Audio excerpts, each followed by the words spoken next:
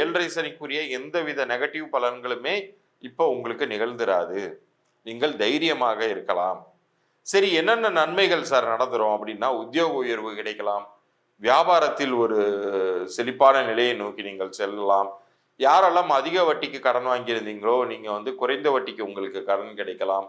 திடீர்னு எதிரே பார்க்காத வண்ணம் உங்களுடைய பழைய நண்பர்களின் நட்புறவால் உங்கள் லைஃப் நெக்ஸ்ட் லெவல் போறதுக்கான ஒரு வாய்ப்பு கிடைக்கலாம். இது எல்லாமே இந்த நவம்பர் 27, 2025க்குள்ளார உங்களுக்கு நடக்க போகுது.